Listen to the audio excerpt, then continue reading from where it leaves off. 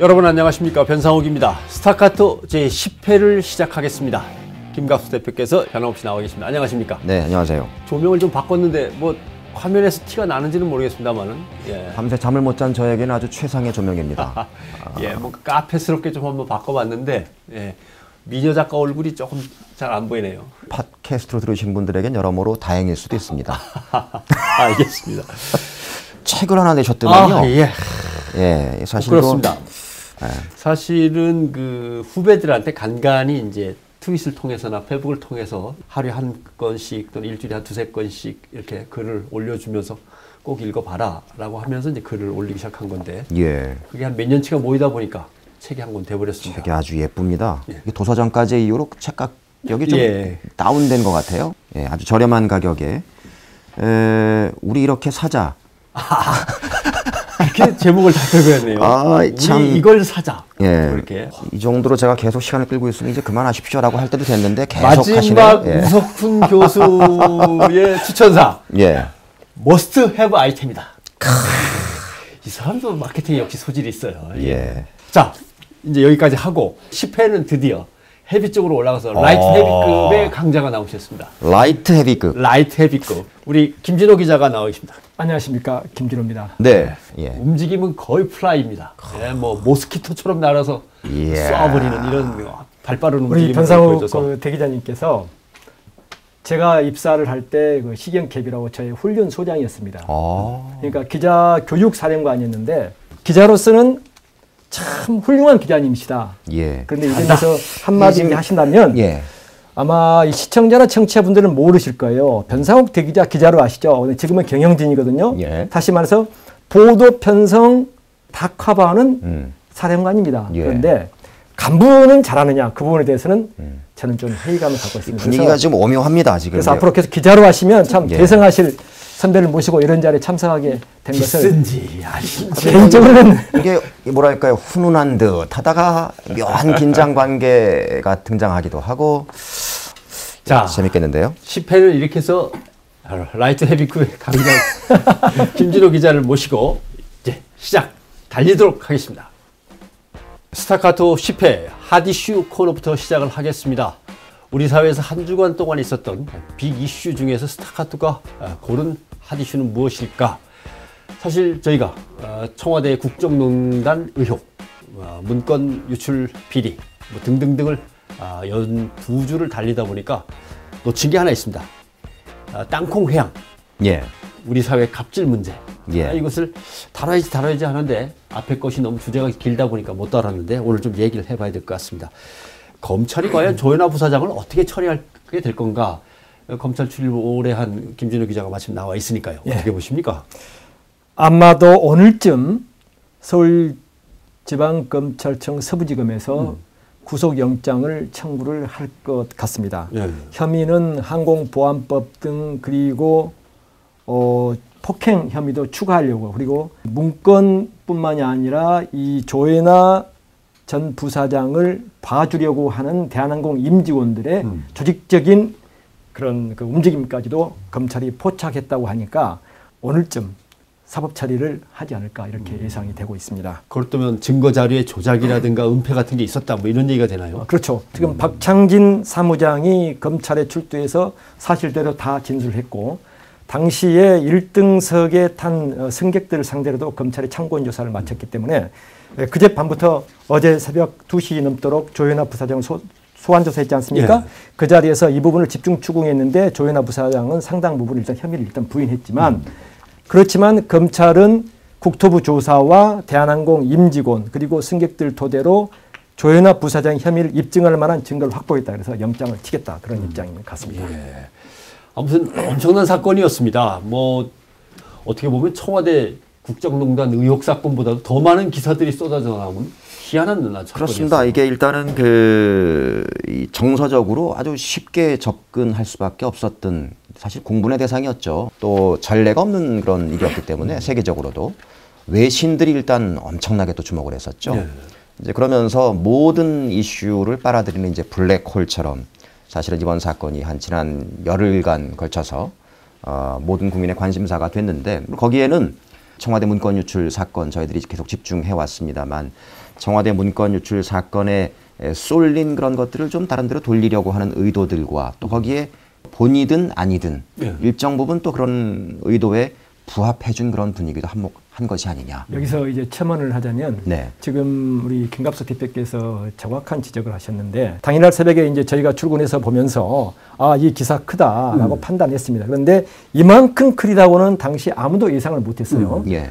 그럼 이 사안이 왜 이렇게 커졌느냐? 사실 검찰까지 처음엔 나설 사안이 아니었거든요. 국토부에서 단지 조사해서 진상은 이랬다라고 공개하면 끝날 수 있는 사안을 바로 참여연대가 검찰에 고발하자마자 검찰에 수사에 들었거든요. 바로 이제 그 부분에서 뭐가 접목이 되느냐면 김갑수 대표께서 말씀하신 청와대 문건, 정윤의 문건 유출 그리고 인사개입과 국정개입 농단 의혹에 대한 파문을 덮기 위해서 정부 차원에서 조 전 부사장 이 폭행 그리고 막말 파문을 우리가 이른바 땅콩 회양 사건을 좀 확대 재생산 부풀린 게 아니냐.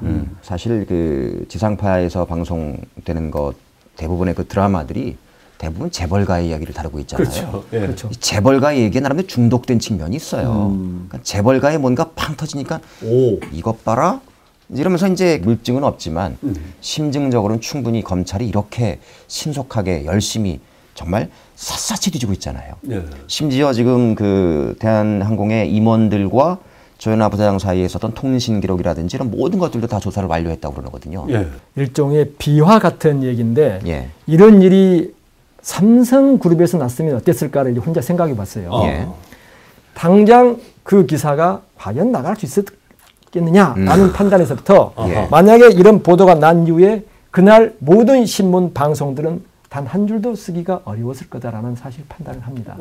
대한민국이 지금 어떤 나라냐 하면 그 이미 권력으로부터 언론 자유를 침해하는 이 시대는 이미 지났습니다. 물론 안면과 그동안 친분, 인적 네트워킹을 통해서 보도를 좀 그 삭제까지 아니어도 수위를 조절할 수는 있습니다. 권력이. 공영방송사들을 보면 꼭 그런 것도 아닌 것 같은데요. 물론 공영방송사들의 보도는 좀 알아서 끼는 측면이 없지 않아 있고요. 대단히 공영방송들에게는 죄송하다는 말씀을 드리면서 그런데 금력이 언론 시장을 이미 지배한 지가 오래됐습니다. CBS도 마찬가지입니다. 다만 자유를 올리려고 벗어나려고 부단히 몸부림을 치는 언론사 중에 대표적인 데가 CBS다라는 저희들은 그런 인식만 하고 있는데 반면에 대한항공은 그 당일날 조현아 전 부사장의 부적절한 이 문제성 기사가 터졌음에도 불구하고 적절히 대응을 하려고 나서지 않았어요. 또 그동안 언론과 유착 관계 형성하지도 별로 않았고 단지 대한항공이 언론과 유착 관계라면 비행기표 뭐 티켓팅 하는데 도움을 주고받는 그 정도입니다. 이건 뭐 너무 실상을 심하게 까발해서 어떻게 되는지 모르겠습니다만. 그래서 그러니까 언론이 대한항공으로부터 신세진 게 별로 없는 거예요. 그리고 국민이 그리고 독자, 시청자, 청취자분들이 국민을 당길 수 있는 요인들 다 가지고 있단 말이에요. 거기에 재벌 3세, 4세들의 이 지금 무분별한 행동 그리고 부의 대물림, 싹쓸이 현상 이런 것들이 국민적 분노가 차심하던 차에 터져버리니까 이게 정윤회 3인방 13시 모임, 뭐 박 대통령과의 뭐 관계, 뭐 여러 가지가 전부 다 묻혀버리고 빨아들이는 블랙홀로. 근데 그 말씀을 들으니까 어떤 생각이 이제 퍼뜩 스쳐가냐면 좀 드라이하게 말씀드리겠습니다. 두 분 옆에 언론인 앉혀놓고 제가 늘 이런 얘기를 해서 좀 그렇긴 합니다만 미리 양해를 좀 구하고 그 아까 이제 삼성그룹 얘기를 했는데 삼성이 그런 일이 만약에 일어났다면 신문에 기사가 안 났을 것이다라는 얘기는 그런 회사들의 갑질에 언론이 그동안 부역했거나 또는 침묵했거나 방조했거나 이런 것들을 사실은 인정하는 그런 이제 발언일 수도 있단 말이에요. 그동안 사실은. 왜냐하면 심지어 그 우리가 이제 한겨레 신문이나 경향신문마저도 한때 삼성이 비판적인 기사를 쓰다가 안 쓰기 시작한 적이 있었단 말이에요. 광고 안 준다니네. 이래버리니까 실제로 경영이 어려워지거든요. 그럼 그랬을 때 만약에 이제 대한항공 경영진들이 이번 사건을 지켜보면서 그런 마음을 먹지 않았겠습니까? 이제 앞으로 언론 관리 철저하게 해야 되겠네. 우리도 광고 좀 많이 하고 앞으로 이러다가 이제 광고 안 할래. 내지는 또 기자 관리에 들어가야 되겠네. 뭐 이런 식으로 방향을 잡는다면 지속적인 이런 갑질의 근절이 아니라 미디어의 어떤 그 침묵이라든지 방조라든지 이런 속에서 그런 갑질들이 지속적으로 계속될 가능성은 여전히 있는 것 아닌가. 그렇죠. 사실은 저희가 지금 갑질의 횡포에 대해서 갑의 횡포에 대해서 저는 이 얘기를 할 때마다 자꾸 제가 하는 모든 행동에 대해서 갑수가 하는 모든 것들은 갑질이잖아요. 저는 뭐 전혀 갑의 위치에 서본 적이 별로 없는 사람이기 때문에 어쨌든 말씀을 좀 드리면 그러니까는 대한항공이라는 기업이 그런 문화를 가질 수밖에 없었던 게 사실은 갑 중에 갑으로 군림해온 회사거든요. 독점적 지위를. 오랜 독점. 거기다가 이제 이 태극기를 회사의 마크로까지 활용하고 있는 그런 회사란 말입니다. 그러다 보니까 뭐 자기들이 어떠한 뭐 이 문제점들이 뭐 노출되거나 또는 문제가 있더라도 한 번도 심하게 어떤 그 제재를 당해본다든지 이런 것들에 대해서 기업이 외부로 공개돼 본다든지 이런 계기들이 거의 없었단 말이에요. 이 부분은 그 조현아 전 부사장의 이 문제점을 보면서 파생되는 문제에서 언급을 하고 싶은 부분인데 한번 1위부터 10위까지 대한민국 재벌 순위를 한번 보세요. 창업주가 회장님이 있는지 없습니다. 세계에 이런 나라는 대한민국밖에 없어요. 2014년 대기업 집단 주식 소유 현황을 보면 공정거래위원회 자료입니다만 SK 같은 경우 총수 일가가 갖고 있는 지분을 다 합쳐봤자 0.5%. 근데 그냥 가족들이 다 이것저것 들어가서 하고 있죠. 현대중공업도 1.2%. 예. 삼성도 1.3%. 한화는 1.9%. 겨우 1%에서 3% 사이의 주식 지분을 가졌는데 총수님이 계시고 총수의 아드님, 따님이 부사장님을 하시고 그 밑에 일가 친척들이 뭐 곳곳에 계열사를 다 장악하고. 일가 친척을 넘어서 사돈대 8촌까지 다 합니다. 그렇죠. 다시 말해서 손자, 손녀가 한 명은 공부를 해서 교수로 갈 수도 있고 한 명은 의학 공부를 해서 의사가 될 수도 있고 또 한 명은 받은 녀석은 기자가 될 수도 있는데 이런 일은 거들떠 보지도 않고 자식, 손자, 손녀, 증손자까지 전부 다 기업으로만 갑니다. 그러니 그런 사람들이 어떻게 회사 경영자의 자제분들이나 손자, 손녀분들이 저지른 비행을 직언을 하고 안 된다고 노라고 할 수 있겠습니까? 대한항공에서 바로 언론 대응을 잘못하고 국민 감정을 추스리지 못하고 저렇게 했던 것은 바로 노라는 풍토 안 됩니다. 우리가 흔히 말해서 안 된다는 얘기 있지 않습니까? 이게 무지무지 어렵습니다. 사실 우리 변상학 본부장 계시지만 저하고 우리 사장님 주주 회의 가서 가장 안 된다는 얘기를 제가 보도국장실에 하면서 만연 사람이 접니다. 그런데 안 된다고 노라고 얘기하면 좋아하는 사람이 단 한 명도 없어요. 대한민국 권력도 마찬가지입니다. 지금 우리가 박근혜 대통령의 쌓인 게 좀 많으신 것 같아요. 예. 박근혜 대통령의 비밀주의, 뭐 신비주의, 뭐 문서주의, 보고 여러 가지 얘기를 하는데 예. 거기에 뭐가 없냐면 노가 없습니다. 안 됩니다. 이 노라는 분위기가 없는 거예요. 그런데 예. 재벌 그룹에서는 노라는 말을 더 할 수 없는 게 뭐냐면 You are fired. 너 내일 해고야. 그렇지. 그래서도 안 되는 겁니다. 이번 기회에 재벌 그룹들도 진짜 개과천선해야만 국민으로부터 사랑받는 기업이 된다. 근데 이제 기업들만 지금 갑질하는 게 아니라 지금 자라나는 이제 청년 세대들 보면은 대학에 이제 길을 쓰고 이제 들어온 다음부터는 또 일부겠지만 교수들의 갑질. 이것도 또 심각하단 말이에요. 그렇죠. 최근에 연이어서 교수들의 어떤 성폭행, 성추행 문제라든지 기타 여러 가지 다양한 그런 횡포들이 이제 언론에 공개가 되고 있는데 그것도 사실은 나중에 그런 사실이 언론에 보도가 된 다음에 알게 되는 거지만 피해자들이 어마어마하게 오랫동안 많이 쌓여 있다가 어느 순간 참지 못한 지금 이제 이 대한항공 사건도 진실로 쑥 들어갈 수 있게 된 계기가 박창진 사무장의 나도 이제 인간이고 싶다라는 인간 선언 때문에 이제 덕분에 우리가 가능하게 된 것처럼 가끔 이렇게 참다가 도저히 안 되겠다라고 제보해서 사건이 수면 위로 드러났을 때 일부 제보자에 의해서 그때 이제 그 드러난 것들이 빙산의 일각인 경우가 많단 말이죠. 우리 사회에 전반적으로 만연해 있는 이런 이 갑을 문화 또는 또 그 갑을 위해서 그치는 게 아니라 또 을은 병을 착취하고 또 병은 또 정을 또 괴롭히고 그렇죠. 이런 말도 안 되는 수직적인 이런 사회 구조를 우리가 어떻게 빨리 좀 개선할 거냐. 우리 사회의 기본적인 어떤 그 사라져버린 휴머니즘을 어떻게 좀 회복할 거냐. 박근혜 대통령의 그 청와대 반응을 보면 현안과 관련해서 상당히 그 세부적으로 구체적으로 흔히 말한 가이드라인, 지침을 내리지 않습니까? 예. 그런데 이 조현아 전 부사장의 땅콩 회항 사건과 관련해서는 단 한마디가 없는 거예요. 저는 사실 개인적으로 되게 의아하게 생각합니다. 예. 저게 대한민국 재벌들의 잘못된 대표적인 형태입니다. 바꾸십시오. 그리고 저런 것 때문에 경제민주화 재벌개혁을 요구하는 거 아닙니까? 라고 말을 할 법도 한데 그러면 국민적인 야, 박 대통령 멋있다. 아마 지지율도 2, 3%포인트는 우리 김갑수 대표께서 전문가이시니까 그럴 텐데 오르지 않을까 그런 이제 막연한 그런 추정도 해보는데 이 부분 관해서 한마디도 안 하시는 거예요. 그 부분을 왜 그럴까요? 정리를 한다면 이겁니다. 결국 한국 사회의 갑질과 세습은 정치로 묶여 있어요. 그죠? 네. 정치로 묶여 있습니다. 네.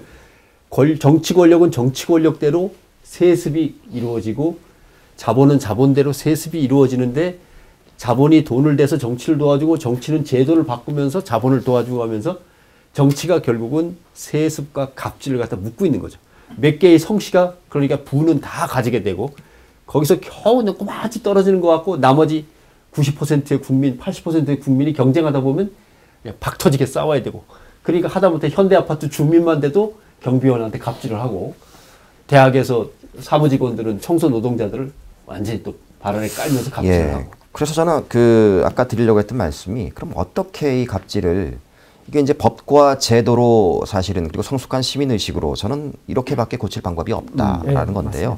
근데 법과 제도를 만들어내고 집행하는 이 관료나 또는 사법부가 사실은 대부분 다 또 포획당한 상태 아닙니까? 그렇죠. 예. 믿을 건 사실은 소비자들의 주권의식, 그러니까 정치는 성숙한 또 유권자들의 시민의식 밖에 없다는 거죠. 만약에 이런 일들이 벌어지고 이랬을 때 그에 합당한 처벌들을 내리려면 정치 권력도 마찬가지인데요. 정치 권력이 선거 때 되면 굽신굽신하잖아요. 예. 왜냐하면 겁나기 때문인 거예요. 두려움이 있기 때문인 거거든요.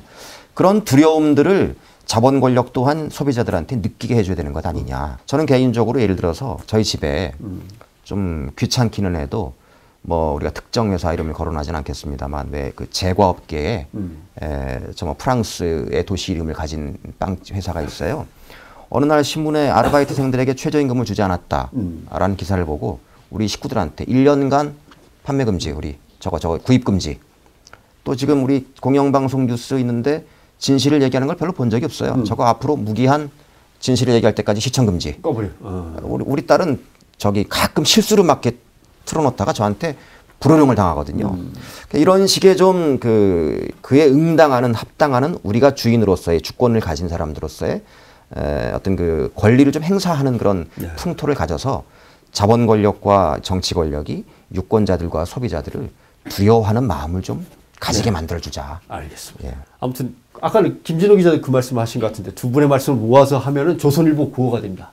당당하게 노할 때, 노해야 할 때 노라고 할 수 있는 이런 그게 국민이 돼야 조선일보의 된다. 모토입니까? 그렇게 되는군요. 조선일보 모토 맞는 것 같습니다. 갑자기 자. 용두사머리 소리가 되는 것 같은 느낌인데 어쨌든 간에 예. 아무튼 스타카토 제10회 첫 번째 핫이슈 우리 사회의 갑질은 여기까지입니다. 노할 때 노할 수 있고 불의를 보면은 깨어 일어나는 국민이 됩시다. 결론을 이렇게 맺어보겠습니다. 네, 스타카토 10회 두 번째 핫이슈는 역시 청와대 국정농단의 의혹과 문건 비리에 대한 검찰 수사가 되겠습니다. 결국 검찰 수사의 흐름을 볼 때 8회, 9회에 걸쳐서 얘기한 대로 예. 대통령이 그려주신 밑그림, 예. 그다음에 청와대에서 내놓은 그 감찰 보고서라고 하는 밑그림의 이제 밑바탕 색칠하기, 예. 여기에 따라 검찰 수사가 정리가 되는 것. 저희들이 8회, 9회 거치면서 던졌던 합리적 의심들이 대부분 다 그대로 사실인 걸로 이제 예. 드러나고 있어서 참 안타깝습니다. 일단 왜냐하면 이렇게 이제 그 대통령과 청와대 그리고 정부 여당의 권위가 땅에 떨어졌을 때 가장 피해를 보는 건 역시 국민들이거든요. 네. 일단 검찰 수사 결과 자체에 수긍하는 국민들이 거의 없어 보입니다. 거의 없어 보이고 검찰 또한 그냥 그 특검이나 국정조사로 당연한 걸로 받아들이는 상태에서 그냥 이 마무리를 빨리 취하려고 하는 그런 모양새예요. 저는 이런 거 보면서 대한민국 검찰이 물론 뭐 늘 그랬습니다만 야 정말 자존심이란 없는 집단이구나. 제가 그럼 그 지금 검찰 수사의 결론을 이제 간략하게 한번 정리를 해보면 네, 그러시죠. 이게 간단히 말해서 이 문건이 진위가 사실 여부가 아니겠습니까? 예. 누가 유출했느냐. 그리고 정윤회 씨와 3인방의 연사개입과 국정개입에 다시 국정개입 농단 의혹이 사실이냐 아니냐 이 부분인데 일단 문서 유출 부분은 스스로 목숨을 끊은 최모 경위의 책임이다라고 모아지는 것 같습니다. 덮어 씌운 것 같은 느낌이 많이 있죠. 사실은. 가족은 그 형은 장례식장에서도 기자들에게 너무 억울하다. 예. 뭐 덮어씌운 듯한 그런 인생을 이제 풍기고 있는데 죽은 자는 말이 없다고. 그런데 유서에서 청와대가 한모경위를 회유한 정황이 있다 이렇게 최모경이 그리고 또 한모경이도 그걸 증언해줬고 증언해줬고 이제 그 증언을 했는데도 검찰은 그 부분을 아마 중시하지 않는 것 같습니다. 그러게요. 그래서 청와대는 또 그를 부인하고 있고요. 그래서 문서 유출은 국기문란이라는 문서 유출은 최모경이 혼자의 잘못이다 이런 식으로 이제 귀결을 지은 것 같고 그 다음에는 박관천 경정이 이 문서를 조작했다. 뭐 이런 쪽으로 지금 결론이 나는 것 같습니다. 그래서 영장을 쳐서 오늘 오후에 아마 영장 실질 심사를 한다고 하는데 박근혜 대통령이 찌라시라고 규정한 이 정윤의 문건 이게 대통령 기록물에 해당되기 때문에 기록물을 유출했다. 그리고 박지만 미행 보고서도 이 박관천 경장이 나홀로 작성한 거다. 그래서 이건 조작한 거다. 뭐 이런 식으로 지금 결론을 내리고 정윤회 씨와 3인방 13시의 비선 모임은 없었다. 그러니까 주변에 기지국을 통해서 핸드폰 통화 기록을 조회해보니까 없었다. 그리고 그 식당을 가보니까 그런 모임이 없었다고 한다. 뭐 이런 식입니다. 그러나 국민이 납득할 만한 지금 자꾸 웃음만 나오죠. 김갑수 대표 웃으신데 물증이 지금 없다고 얘기합니다.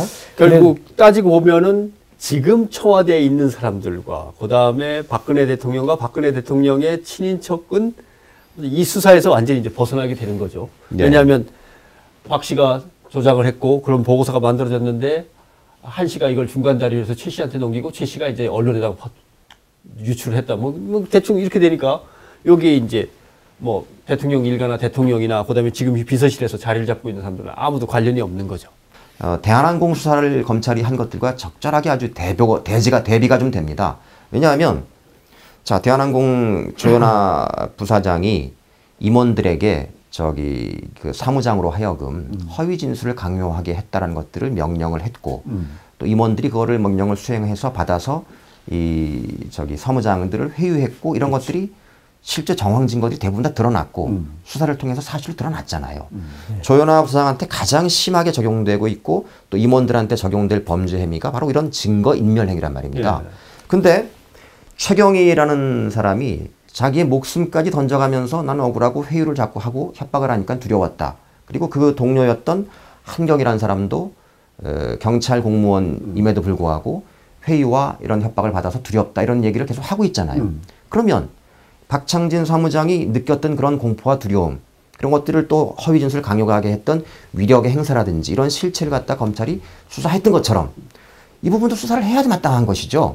그리고 또 언론들도 KBS가 처음 박창진 사무장을 단독으로 인터뷰하면서 이제 실체가 확 이제 드러난 것처럼 마땅히 한경위나 이런 사람들의 이야기를 자세하게 한번 들어봐야 된다고 보는 건데요. 그런 것들이 하나도 없는 상태 속에서 검찰은 서둘러서 수사를 마무리해버리고. 지금 우리가 그 정윤회 씨 등의 다시 말해서 인사개입 얘기하지 않습니까? 그게 네. 이제 대표적인 게 유진용 문화체육관광부 그렇습니다. 장관을 지난해 8월쯤 박근혜 대통령이 청와대에 불러서 문체부의 체육국장 과장은 참 나쁜 사람이다. 그 부분에 대해서는 검찰이 수사를 조차 하지 않거든요. 그러니까요. 그게 진짜 다시 말해서 박근혜 대통령이 어떻게 문체부의 문화체육관광부의 체육국장과 과장을 알겠냐 그거죠. 그러니까 누군가는 박 대통령이 즐겨 쓰는 수첩에 그걸 입력해 놨을 것이다. 그 사람이 누구냐. 예, 저희가 계속 던져왔던 합리적 의심이죠. 예, 그런데 그 부분에 대해서는 검찰이 수사에 숫자도 꺼내지 않았단 말이에요. 예. 근데 이건 어떻게 생각하면 이제 지난번에 나왔던 구용의 기자는 검찰이라는 조직을 상당히 그 애착을 갖고 이건 네. 정말 훌륭한 조직으로 커서 국민을 위해서 일해야 되는 조직인데 이렇게 생각하는 사람입니다. 근데 김진호 기자는 경찰 조직을 상당히 아끼고 애착을 갖고 있는데 경찰은 한없이 약한 조직이에요. 하나가 죽고 하나는 어디론가 숨어버려야 되고 하나는 말없이 모든 걸 다 뒤집어 써야 되고 뭐 이런 식이니까. 경찰 조직과 검찰 조직의 차이는 뭐냐면 예. 검찰 조직은 일사불란합니다. 경찰은 일사불란하지가 않아요. 예. 제가 그래서 이 수사를 시작하자마자 김진태 검찰총장에게 전화를 했습니다. 예. 전화를 또 받더라고요. 그래서 말이 그래요. 세신 분인데요. 아니, 나이트 헤비급이라니까. 예. 그러면서 그러는 거예요. 김 국장, 뭐 제가 이제 국장이다 국장 호칭, 내 못 살겠다 그러는 거예요. 그래서 아니 뭐가 못 살겠다는 겁니까? 왜 이런 일이 자꾸 검찰한테만 오노? 그분이 이제 아니 그럼 사천분입니다. 수사가 그러면 어디로 가요? 검찰한테 가지 당연히. 그러면서 그러는 거예요. 아니 이렇게 해놓고 하면 수사가 한들 국민이 믿겠나? 수사 초기에서부터 검찰총장이 우려하는 일이 그대로 벌어졌습니다. 예. 다시 말해서 뭐냐면 최동욱 전 검찰총장이 국정원의 대선 개입 수사하다가 뒷조사해가지고 견의를 앞에서 이제 사실 잘렸지 않습니까? 예. 그걸 본 검찰에 그 누가 권력의 반기를 들면서 권력 군대에 맞지 않는 수사를 할 수 있겠느냐? 저는 그거는 저기 검찰, 특히 검찰총장 이런 사람들은 뭐랄까요, 국가 공무원으로서 선서를 하고 공직에 임하는 고위 공무원으로서 어떤 그 막중한 책임감을 가지고 있어야 될 사람입니다. 대한항공의 일개 박창진 사무장이라고는 회사원도 인간 권리 선언을 하잖아요. 심지어 그런데 검찰이라는 사람들이, 법을 수호하겠다는 사람들이, 정의를 수호하겠다는 총장들이 그런 얘기에 대해서 왜 한마디도 저항이 없냐는 말이죠. 그게 저도 이러면 안 되는 거잖아요. 저기 의문이 많고 관심이 많은 부분인데 검사들에게 묻습니다. 예. 왜 당신들은 안 된다는 얘기를 한 번도 안 하냐? 그리고 깨끗이 나가면 국민적 영웅이 되지 않겠냐? 그 길로 정치를 하든 다른 일도 할 수 있는데 뭐라 그러냐면 한 검사가 이런 얘기입니다. 고위 관계자 있는데 한 몇 년 지났습니다. 이분이 그래요. 우리들은 1등만 한 놈들이잖아. 아니 그렇게 쫓겨나면 자기들은 또 변호사도 할 수 있잖아요. 이 사람들이 진짜 노무가 말이 안 되는 보장된 거예요, 사람들이 진짜. 말이야. 아무튼 전 언론을 유심히 보고 있는데 보수 언론들이 이미 돌았습니다. 예. 청와대를 공격하는 듯 청와대 돌았다는 건 좀 crazy about 뭐 약간 그렇게 돌기도 하고 이렇게 돌기도 하고. turning back. 예. 과연 검찰 수사를 갖다가 여기까지만 하고 만다면 이건 너무한 건데 예. 국정쇄신이라도 그럼 제대로 하라 이제 이런 요구가 나오고 아니면 특검이든 뭐든 해서 국정조사에서 이건 진상규명을 해야 된다 이제 두 가지 요구가 나올 겁니다. 국정쇄신은 될 것 같아요. 뭐 주변 사람들 정리라도 한다든가 하다 국정쇄신이라는 게 대통령의 국정운영 방식을 바꾸는 걸 지금 말씀하는 거 아니겠습니까? 그와 못지않게 이제 인적쇄신을 얘기를 합니다. 예, 귀를 열고 듣는 데니까 그래서 대변인님. 새누리당에서부터 인적쇄신 얘기가 지금 이미 본물 터지듯 나오고 있습니다. 뭐 인적쇄신이라기보다는 선수교체 아닙니까 그냥? 선수교체 뭐 그런 말도. 선수교체죠 사실. 그럼 선수교체 핵심은 누구냐? 예. 김기춘 청와대 비서실장과 문고리 권력이라는 3인방. 그래서 이에 대해서 새누리당의 상당수 의원들이 물어보면 해야 되지 않겠어? 그러면서 어떻게 하겠지. 또 뭐 어떤 의원님들은 그렇게 얘기합니다. 이거 보고도 그냥 넘어가면 안 되겠지. 그러면서도 익명을 해달라. 그런데 해달라. 여기서 이제 적극적으로 목소리를 내는 분이 이제 김태호 새누리당 최고위원, 그리고 심재철 의원, 그리고 그제는 급기야 김무성 대표도 이제 한마디를 했습니다. 예. 이제 검찰 수사 결과를 보면 아마 새누리당에서 본물 터질 것 같은데 과연 대통령이 바꾸느냐 이게 이제 핵심 아니겠습니까? 예. 그래서 새누리당에서는 이렇게 얘기합니다. 아마도 김기춘 비서실장과 정홍원 국무총리는 바뀔 것 같은데 문고리 권력이라는 3인방은 그대로 안고 가지 않겠어? 저도 그렇게 할 가능성이 높다는데 1,000원 겁니다. 네. 1,000원. 예. 저는 기본적으로 이제 이 문고리 3인방 물론 뭐 니네 잠시 좀 나가 있을래? 니네 어차피 나가 있어도 일들은 니들이 다 하잖아. 이럴 가능성이 전혀 없는 건 아니지만 저는 어쨌든 초지일관 제가 주장하는 건 문고리 3인방이야말로 모든 권력의 핵심에 있다라고 보는 사람이라서 그런 점에서 3인방은 뭐 살아날 가능성이 매우 높은데 문제는 뭐 선수교체가 아무리 있고 이런 것들이 돌려막기 수준인 것이지 국정쇄신이라는 것은 내가 이런 방식과 이런 스타일로 이런 방향으로 나아가면 안 되겠구나. 더 멀리 가기 전에 돌아가야 되겠다. 국민들이 정말 불편해하고 고통스러워하는구나 느끼는 상태에서 가능한 것이지 인사 몇 번 이렇게 한 것들로 저는 국정쇄신의 효과를 대신하려고 하는 것들에 그럼 이런 의문을 국민은 가질 수 있습니다. 왜 대통령은 3인방을 바꾸라는 요구가 저렇게 쇄도하는데도 바꾸지 않고 안고 가려고 할까? 당연히 의문을 가질 수밖에 없죠. 왜 그러냐면 저는 박근혜 대통령의 너무 많은 것들을 그 세 명이 알고 있다는 거죠. 그런데 이걸 이제 긍정적으로 본다면 박근혜 대통령이 지난 8일 새누리당 지도부와 오찬에서 얘기했던 것처럼 내 측근 3인방과 또 정윤희 씨 보니까 아무 잘못이 없더라. 사실 잘못이 없는 사람은 어떻게 바꾸느냐. 잘못이 없는 사람 바꾼다는 것은 그거야말로 잘못된 짓을 저지르라고 요구하는 거 아니냐라고 얘기할 수 있을 겁니다. 그 대통령 입장에서 보면 10분 이해가 됩니다. 그런데 이 세 사람이 딱 대통령 주변을 포위하는 바람에 개선 조직이라는 실장과 수석들, 장관들의 역할이 아주 위축되고 움츠러든 상황에서 국정이 제대로 움직이지 않는다 간단히 말한 정부 부처의 일개 국장 한 명 인사하는데도 인사를 마음대로 못한 이런 국정의 채증 동맥경화 현상이 빚어지고 있는 게 아니냐 이런 불만이 볼멘 소리가 지금 팽배하거든요. 그래서 국정이 제대로 가려면 이 사람들을 내치고 진짜 개선 조직을 통해서 청와대 수석 그리고 장관들 통해서 일을 하십시오. 그런데 박근혜 대통령이 바꾸지 못한 더 큰 이유는 새누리당의 모 친박 의원이 이런 얘기를 합니다. 저한테 그 의원이 이제 형이라고 부릅니다. 그대로 제가 방송이니까 전하겠습니다. 형, 박 대통령이 3인만 바꾸면 공황 상태 빠져.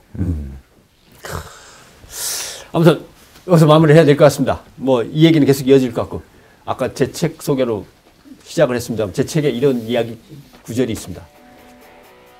그냥 권력자가 하도 하는 일이 그냥 요상하게 돌아가고 막 횡포와 압제가 심해지니까 나이든 스승께서 찌라시를 거리에 나가 돌렸어요. 거기도 찌라시가 나와요? 찌라시가 나와요. 네. 찌라시를 돌렸어요. 청와대 문서를. 감시하던 경찰이 찌라시 돌리는 그 나이든 스승을 콱 잡았어요. 예. 가방을 막 뒤지니까 찌라시가 확 쏟아져 나왔는데 딱 펼쳐보니까 아무것도 안 써있는 백지만 나왔어요.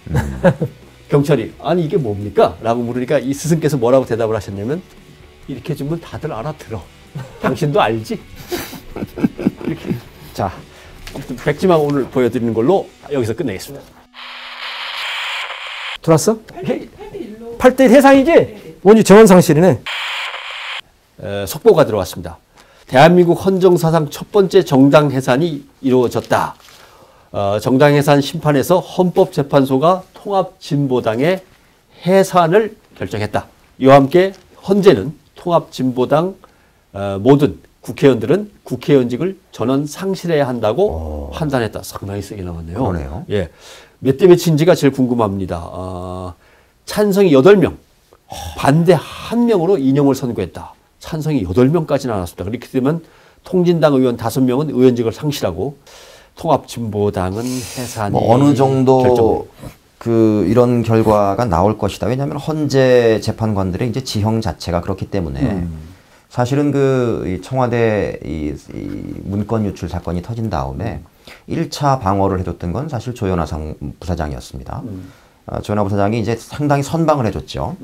그리고 이제 근데 그걸로도 잘 안 막아지니까 이 다음부터 새누리당 국회의원들과 이런 사람들이 종북 관련 발언들을 쏟아내기 시작을 해요. 예. 야당의 박지원 대표를 향해서 김정일의 조화 배달이나 하고 뭐 이런 발언들을 막 쏟아내고 그리고 이제 경찰과 검찰이 그 이른바 종북 콘서트라고 소위 이제 얘기하는 이런 것들에 대해서 막 압수수색을 벌이기 시작하고 소환 자수를 하기 시작하죠. 그런 다음에 바로 헌재가 12월 19일 날 이 결정을 발표하겠다라고 합니다. 이게 과연 저는 일단 까마귀 날자 배 떨어진 건지 뭐 연관성이 있는 건지는 잘 모르겠습니다. 이게 그 헌재 결정을 통진당에서는 이석기 의원에 대한 대법원의 상고심 선고 결과가 나오는 내년 2월 이후로 미뤄달라고 이렇게 요구했지 않습니까? 네. 그런데 헌재가 이제 그걸 듣지 않고 12월 19일 날 다시 말해서 오늘 선고를 하겠다고 그제 발표할 때부터 정당 해산 결정이 나오는구나 이렇게 언론이 얘기를 했는데 예. 그걸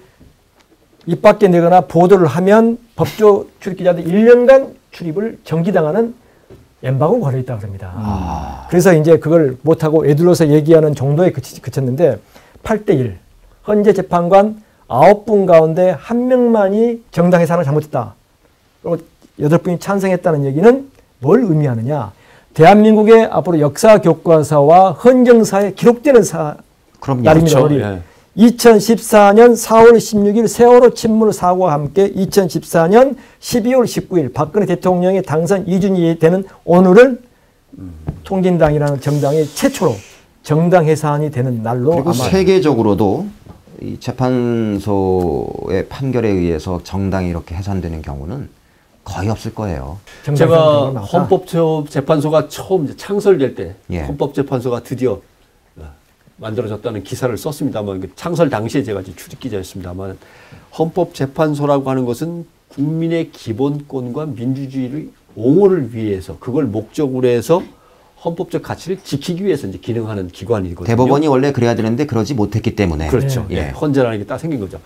헌법적 가치에 의해서 또 다른 국민에 대한 기본권 억압이라든가 이런 것이 발생하지 않도록 하는 게 이제 기본 목표인데 지금 이 판결대로라면 앞으로 국민은 표현과 사상의 자유에 있어서 엄청난 희생을 각오하면서 사상을 생각하고 표현을 해야 되는 이런 상황까지 이제 온 거죠. 그래서 물론 저도 김갑수 대표가 얘기하신 대로 통진당에 대해서 뭐 상당히 동의하지 못할 것들은 있습니다만은 그러나 국민의 사상의 자유, 표현의 자유라고 하는 기본권을 놓고 생각할 때는 야, 이 헌재의 이번 판결은 상당히 충격적이네요. 더군다나 이제 이런 판결들이 그 흔히 얘기하는 이제 종북몰이의 과정 속에서 이제 연장선상에 사실 이제 발휘된 거 아닙니까? 얼마 전에 이제 세계가 이렇게 변해가는구나라는 걸 절감한 것 중에 하나가 미국하고 쿠바가 이제 수교한다고 그러잖아요. 그렇습니다. 53년 만에. 사실은 어마어마한 역사에 이제 어떤 뭐랄까요. 대격변기에 우리가 지금 서 있다는 건데요.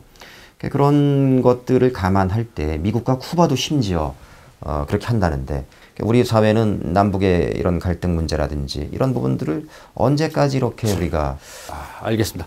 아무튼 정당 해산 제도라고 하는 것 자체도 조그마한 정당들 뭔가 이념적으로 조금 치열하게 싸우는 정당들을 거대한 권력으로부터 보호해 주기 위해서 실제로 그걸 갖다 헌법재판소로 넘겨놨을 것인데 8대1이라는 숫자는 상당히 충격적입니다. 그리고 박근혜 대통령의 베스트 프렌드는 통합진보당이군요. 그러고 보니까 왜냐하면 뭐 국정원 이 댓글 때문에 막 위기에 몰렸을 때 이석기 씨 그랬었죠. 내라는 뭐 사건 어쩌고저쩌고 하면서 난리가 났었고 이번에 다시 또 위기에 모이니까 또 통진당이 또 도와주는군요.